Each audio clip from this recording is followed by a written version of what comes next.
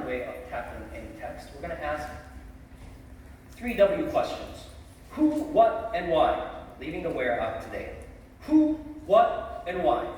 Let me reread for us 25 to 28, verse 25 to 28. Now concerning the betrothed, I have no command from the Lord, but I give my judgment as one who by the Lord's mercy is trustworthy. I think that in view of the present distress, it is good for a person to remain as he is. Are you bound to a wife? Do not seek to be free. Are you free from a wife? Do not seek a wife. But if you do marry, you have not sinned, and if a betrothed woman marries, she has not sinned. Yet those who marry will have worldly troubles, and I would spare you of that. Stop. So who, our first W question, who is Paul talking to? Well, as it was previewed by Pastor Eddie last week, whereas in the first 3 sections of this chapter, it was more geared towards those who are married, we see from today and next week, it's going to be geared more towards those who are unmarried. This is why you get language like betrothed or those who are pledged to be married. But I do want to bring to our attention that verse 27 and 28, they are debated texts. That means there's a lot of commentaries offering up different theories of what or who Paul might be addressing. And it's because the Greek in its original form reads like this. Are you bound to a woman? Do not seek to be loosed. Are you loosed from a woman? Do not seek a woman. And in that sentence, bound, woman, loosed can all be translated in different ways. So this passage, bound, can actually mean married or engaged. Woman could actually mean your wife or the betrothed. And loosed can mean either divorce or calling off the engagement.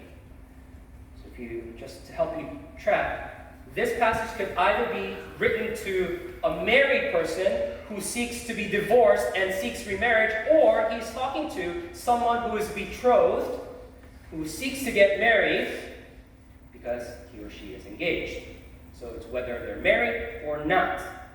Well, we have a couple of pointers to tell us which direction we should be reading this passage towards. The first pointer is how verse 25 starts, which is, now concerning the betrothed.